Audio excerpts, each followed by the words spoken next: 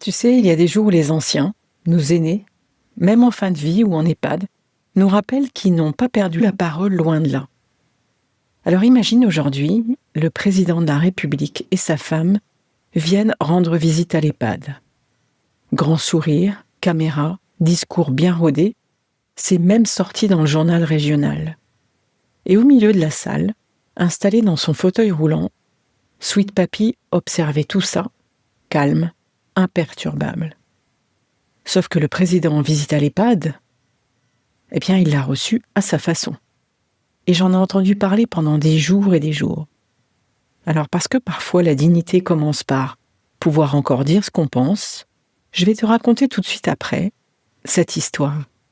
Car à ce moment-là, j'ai compris que même dans un EHPAD, la parole vraie a un pouvoir immense. Bienvenue dans la saison 5 de Sweet Papy Podcast. Et si je te disais que dans l'accompagnement de fin de vie de nos proches, il existe parfois des instants comme suspendus où tu découvres une force en toi que tu ne soupçonnais pas.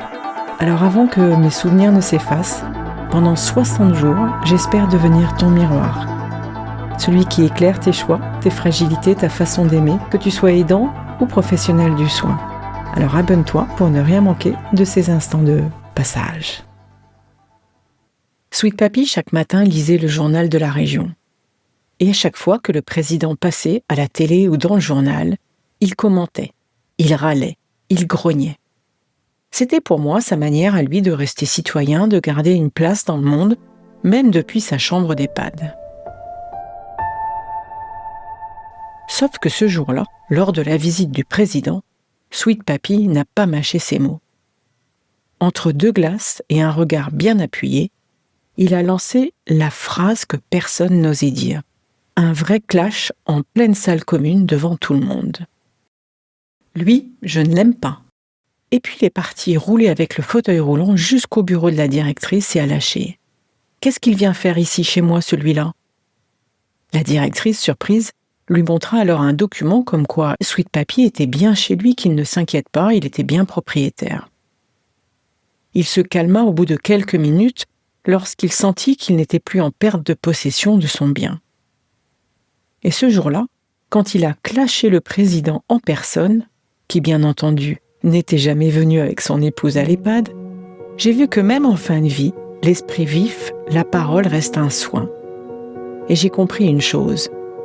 Même fatigué, même en fin de vie, Sweet Papy avait encore sa liberté de penser, son humour et surtout son identité. En fait, ce moment de franchise presque brutal, c'était une forme de soin. Parce que dans les EHPAD où tout est très réglé, très cadré, il y a parfois peu d'espace pour la parole libre. Et lui, par son franc-parler, sans filtre, avait réussi à recréer son espace de vie, en signifiant qu'il était chez lui, tout de même.